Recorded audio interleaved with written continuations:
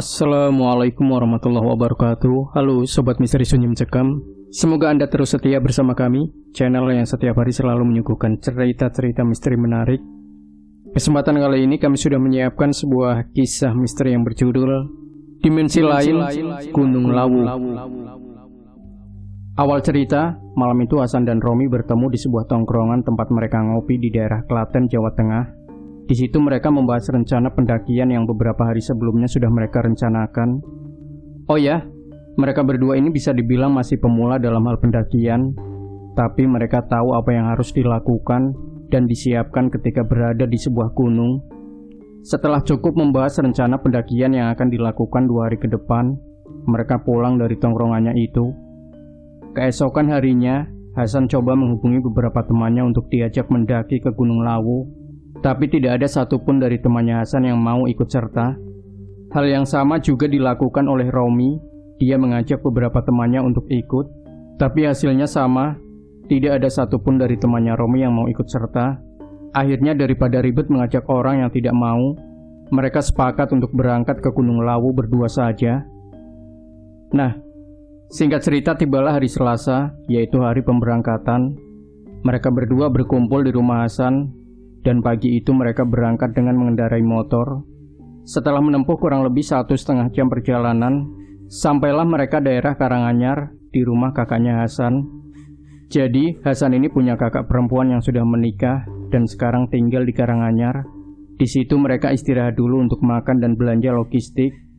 Setelah selesai dengan semua itu, mereka berpamitan dengan kakaknya Hasan untuk melanjutkan perjalanan menuju ke basecamp Gunung Lawu via Candi Ceto.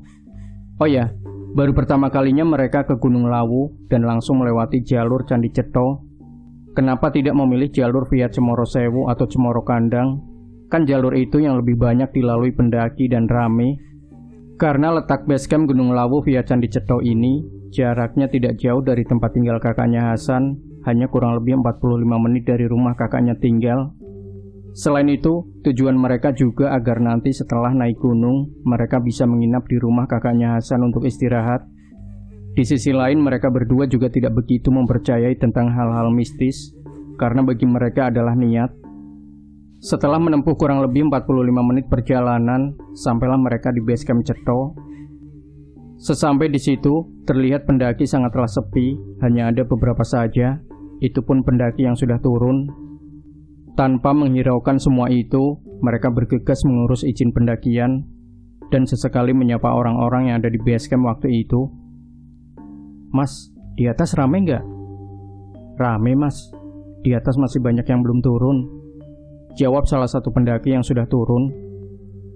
Mendengar jawaban itu mereka sedikit lega, karena setidaknya mereka tidak berdua nanti kalau udah di atas. Setelah selesai mengurus izin, mereka memulai pendakiannya tepat pada jam 2 siang. Di awal-awal perjalanan, mereka takjub dengan pemandangan candi yang bersejarah. Dan tidak tahu kenapa melihat candi itu, bulu kuduk Hasan tiba-tiba berdiri. Rasanya ada hawa yang beda aja di tempat itu. Hasan tidak menghiraukan itu, dia terus berjalan di belakang Romi. Setelah menempuh kurang lebih 1 jam perjalanan, sampailah mereka berdua di pos 1. Sesampai di situ mereka break sebentar untuk berunding. Kita bermalam di mana, Rom? Jalan aja dulu. Ntar kalau sekiranya udah capek, baru kita bermalam. Gimana? Hasan menyetujui usul Romi. Di sisi lain di pos 1, mereka masih dalam keadaan fit, alias belum begitu capek. Jadi di situ mereka hanya sekedar minum dan merokok, kemudian kembali melanjutkan perjalanannya. Di perjalanan menuju ke pos 2 itu, sayup-sayup Hasan mendengar ada suara adzan. Awalnya Hasan mengira mungkin itu memang adzan asar dari bawah. Tapi setelah didengar lebih jelas lagi, ternyata suara adzan itu bukan berasal dari bawah, melainkan dari arah atas. Mengetahui kalau ternyata suara adzan itu bersumber dari arah atas, Hasan kaget. Dia berpikir, apa mungkin di atas ada musola? Hasan pun berpikir seperti itu, karena memang sebelumnya dia belum pernah mendaki ke sini. Di pertengahan perjalanan menuju ke pos 2 itu, tiba-tiba kakinya Romi kram, hingga memaksa mereka untuk berhenti sebentar di pinggir jalur. Sambil berhenti, Hasan membantu Romi untuk melemaskan otot kakinya. Setelah dirasa cukup membaik, Hasan bilang pada Romi, "Tahan ya Rom, pos 2 sebentar lagi, kita istirahat di sana aja." Sambil berusaha berdiri, Romi bilang pada Hasan, "Sok tahu dari mana kalau pos 2 udah dekat?" Hasan bilang seperti itu karena sebelumnya dia mendengar ada suara adzan dari atas, dan mungkin suara adzan itu berasal dari pos 2. Setelah kakinya Romi udah cukup membaik, mereka kembali melanjutkan perjalanan dengan pelan. Singkat cerita, sampailah mereka di pos 2 kurang lebih jam setengah 5 sore. Sesampai di pos 2, suasana terlihat sangat sepi. Tidak ada satu pendaki pun di situ. Karena hari sudah sore dan untuk menghindari perjalanan malam, mereka memutuskan untuk bermalam di pos 2. Mereka mendirikan tenda di depan bangunan kayu, tepat di bawah pohon yang cukup besar. Setelah tenda sudah didirikan, mereka mengeluarkan kompor untuk membuat kopi sambil menunggu malam tiba. Ketika sedang asik minum kopi sambil merokok, Hasan teringat dengan suara adzan yang tadi didengarnya. Tadi Hasan mengira kalau suara adzan itu berasal dari pos 2 ini, dan mungkin di pos 2 ada musola. Tapi setelah mereka sampai di pos 2 itu, ternyata tidak ada musola yang dilihatnya. Jangankan musola, orang lain pun tidak ada. Di sini Hasan berpikir, kalau di pos 2 nggak ada orang, terus yang adzan tadi siapa? Hasan tidak begitu memikirkan hal ini semakin jauh. Dia mengira mungkin suara adzan tadi memang dari bawah dari pemukiman warga.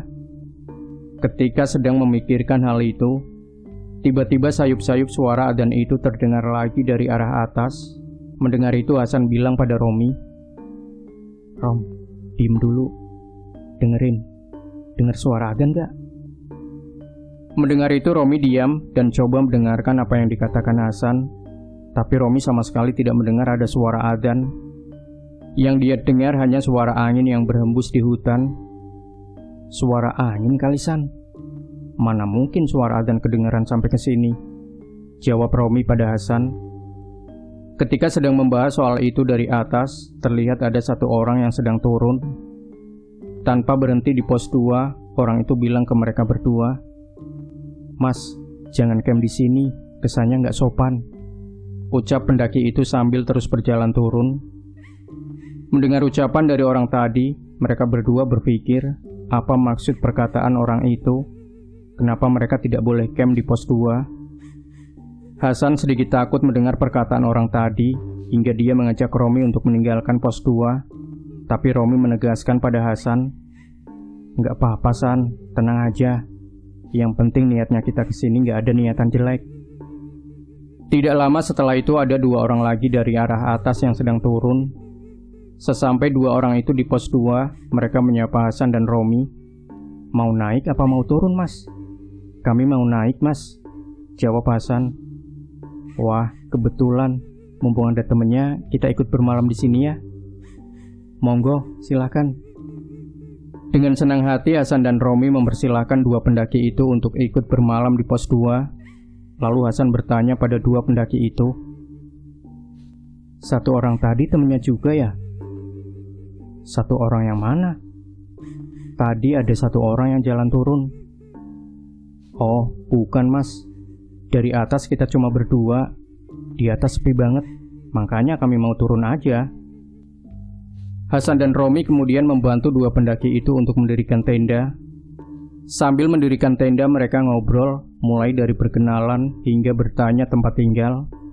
Setelah tenda sudah berdiri, mereka lanjut nongkrong sambil masak-masak makanan. Nah, tepat masuk waktu Isya, suara adzan itu sayup-sayup terdengar lagi di telinganya Hasan. Dan itu terdengar dari arah atas. Dan ini sudah ketiga kalinya. Spontan Hasan bertanya pada 2 pendaki yang ikut camp di situ, "Mas, di atas ada musolanya nggak?" "Kalau musola nggak ada Mas. Tapi kalau mau sholat, bisa pakai matras buat alas." Mendengar jawaban itu Hasan terdiam.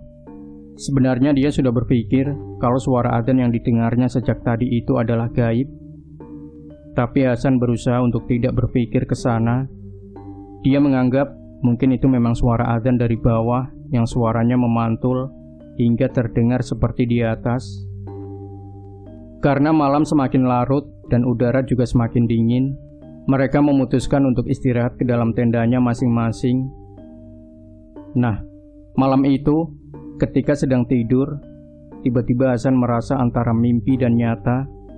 Jadi waktu itu dia sedang berdiri di depan sebuah bangunan yang terbuat dari batu-batu kuno, dan di belakang bangunan itu ada sebuah pohon yang cukup besar menjulang tinggi. Melihat semua itu, Hasan heran dia sedang berada di mana. Dia berjalan mendekati bangunan kuno itu. Setelah didekati, dia melihat-lihat keadaan sekitar.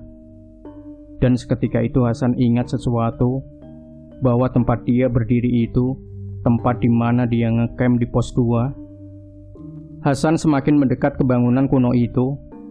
Sesampai di situ dia melihat temannya yang bernama Romi sedang tidur di halaman bangunan kuno tersebut. Lalu tiba-tiba dari belakang datanglah seorang laki-laki tua bersorban, dan orang tersebut mengajak Hasan untuk berjalan meninggalkan bangunan kuno tersebut. Tanpa ada rasa takut dan tanpa ingin tahu mau kemana, Hasan ikut berjalan bersama laki-laki bersorban itu. Setelah cukup jauh berjalan, tibalah dia di sebuah perkampungan di antara perbukitan yang cukup tinggi. Kebanyakan rumah penduduknya terbuat dari kayu dan kendaraan yang digunakan di perkampungan itu adalah kuda. Jadi seringkali dia melihat orang mengendarai kuda ke sana kemari. Sesampai di perkampungan itu, Hasan tidak melihat keberadaan laki-laki bersorban tadi. Kemudian Hasan berjalan menyusuri perkampungan itu. Dan ketika sedang berjalan itu, ada satu orang laki-laki yang menawarinya untuk mampir di rumahnya. Tanpa keberatan, Hasan mampir ke salah satu rumah kayu tersebut. Sesampai di situ, pemilik rumah memberi Hasan air minum dari kendi kecil. Setelah meminum air dari kendi itu, laki-laki itu bertanya pada Hasan, "Kamu dari mana, nak? Kesini sama siapa?" "Saya tadi sama kakek-kakek bersorban putih. Saya tadi sama kakek-kakek bersorban putih, Pak. Tapi sekarang saya tidak tahu dia di mana." "Ya udah, dihabiskan dulu airnya, biar seger." Setelah menghabiskan air dari kendi itu, dari kejauhan Hasan melihat laki-laki bersorban putih tadi sedang melambaikan tangannya kepada Hasan, seolah-olah dia memanggil Hasan. Melihat itu, Hasan berpamitan dengan laki-laki penghuni rumah itu dan tidak pula berterima kasih karena sudah memberinya air minum. Dia berjalan mendekat ke laki-laki bersorban itu. Sesampai di situ, beliau mengajak Hasan untuk berjalan entah kemana. Anehnya, tanpa ada rasa ingin tahu mau diajak kemana, Hasan hanya menurut dan berjalan mengikuti laki-laki itu menyusuri perkampungan. Sambil berjalan itu, Hasan melihat-lihat sekitar yang terdapat beberapa orang sedang beraktivitas. Ada yang sedang menggendong anaknya, ada yang sedang mencangkul dan lain-lain, layaknya di sebuah perkampungan. Setelah cukup lama berjalan, dan karena terlalu fokus melihat keadaan sekitar, laki-laki yang bersama Hasan itu tiba-tiba hilang tanpa sepengetahuannya. Hasan hanya terus berjalan, hingga akhirnya dia sampai di sebuah keramaian dengan banyak orang yang berjualan. Dari banyaknya orang yang berjualan itu, ada satu penjual yang membuat Hasan tertarik untuk melihat dagangannya. Penjual itu adalah kakek tua, dan barang yang dijual itu adalah benda-benda antik. Ada lampu kuno, ada congklak yang terbuat dari kayu dan lain-lain. Setelah didekati, penjual itu bertanya pada Hasan, "Mau beli apa, nak?" "Oh, enggak, Pak. Saya cuma mau lihat-lihat aja." Lalu pandangan Hasan tertuju pada satu benda yang ada di situ. Dipeganglah benda itu oleh Hasan, kemudian dilihat-lihat. Setelah dilihat-lihat, ternyata benda ini adalah cerutu rokok, dan cerutu itu mirip sekali seperti tanduk, hanya saja ukurannya kecil. Hasan sedikit tertarik dengan benda itu. Dia ingin menanyakan harga dari benda itu pada penjualnya. Tapi, mengingat waktu itu Hasan tidak membawa uang sepeser pun, jadi dia tidak jadi menanyakan. Melihat Hasan yang sepertinya tertarik dengan benda itu, dengan ikhlas kakek penjual itu memberikan benda itu kepada Hasan. Tapi Hasan menolak, karena dia merasa tidak pantas menerima pemberian itu. Kemudian Hasan meninggalkan kakek itu dan dagangannya. Ketika sedang berjalan, dari kejauhan Hasan melihat laki-laki bersorban itu sedang melambaikan tangannya, memanggil Hasan, dan kejadian yang sama terulang kembali. Hasan ikut berjalan bersama laki-laki itu lagi, hingga sampailah dia di sebuah perkampungan lain yang kebanyakan rumah penduduknya terbuat dari batu bata kuno. Hasan benar-benar takjub melihat pemandangan kampung ini. Ketika dia sedang asik lihat-lihat pemandangan sekitar, sayup-sayup dari kejauhan, dia mendengar ada suara adzan. Seiring suara adzan itu berkumandang, kabut tebal tiba-tiba menutupi pandangan Hasan, disusul dengan langit yang tiba-tiba menjadi gelap, hingga Hasan tidak bisa melihat apa-apa. Dan di saat yang bersamaan, Hasan merasakan dingin di sekujur tubuhnya, hingga dia tidak bisa bergerak. Tidak lama kemudian, yang ada dalam pandangan Hasan kali ini adalah sebuah cahaya berwarna kuning. Setelah diperhatikan, ternyata waktu itu Hasan sedang berada di dalam tendanya, dan cahaya kuning itu adalah cahaya senter yang sebelumnya digantung di atap tendanya. Setelah sadar itu, Hasan hanya tercengang memikirkan kejadian yang dialami barusan. Rasanya seperti nyata atau hanya sebatas mimpi. Masih dalam posisi tidurnya, dia melihat jam yang sudah menunjukkan pukul 4 pagi. Karena tidak ingin terus kepikiran tentang apa yang dialaminya barusan, dia keluar tenda untuk membuat kopi. Ketika sedang di luar tenda, dia ingat sesuatu bahwa tempat dia ngecamp ini, tadi dia melihat ada bangunan yang terbuat dari batu bata kuno, persis dengan pohon besar sebelah tendanya berdiri. Tidak lama kemudian, terlihat salah satu pendaki sebelah sudah bangun. "Udah bangun, Mas," ucap pendaki itu pada Hasan. "Iya, Mas. Monggo, ngopi dulu," jawab Hasan.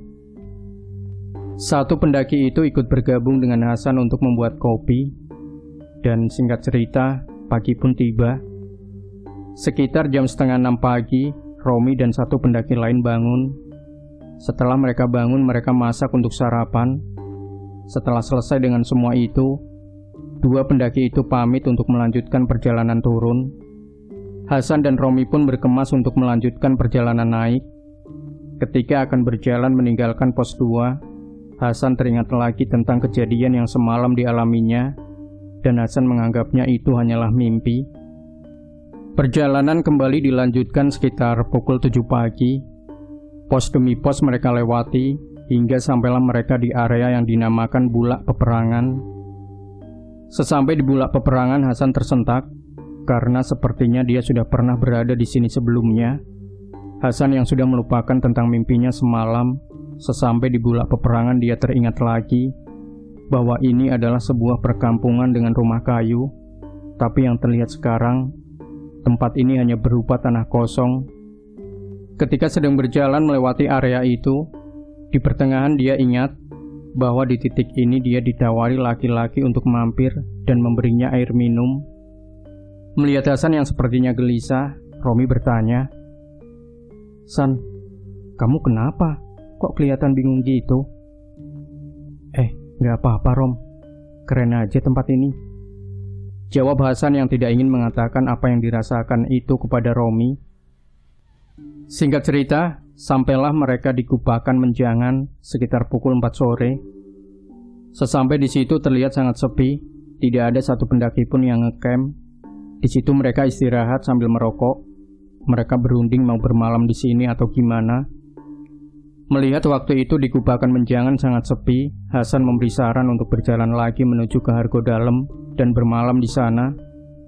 Karena menurut Hasan, di Hargodalem mereka bisa bertemu dengan pendaki lain.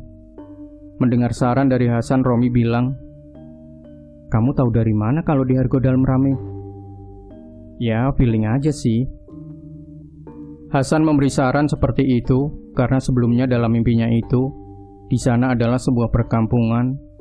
Jadi kemungkinan di sana akan banyak orang.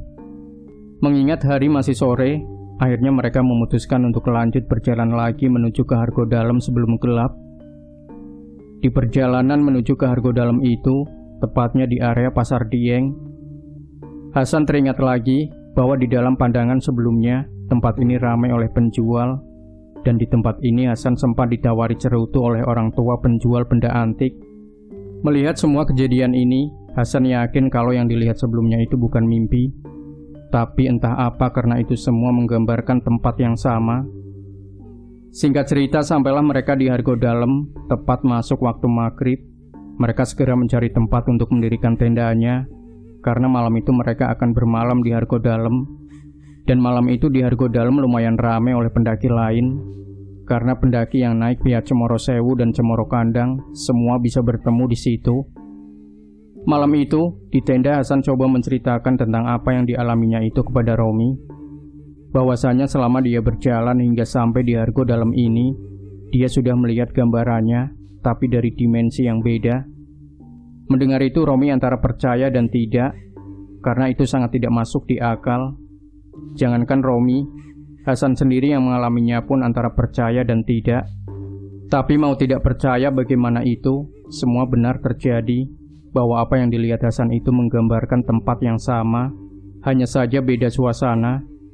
Akhirnya Romi memberi saran pada Hasan agar jangan terlalu memikirkan soal itu, dan dia juga berharap agar tidak terjadi sesuatu selama berada di gunung ini.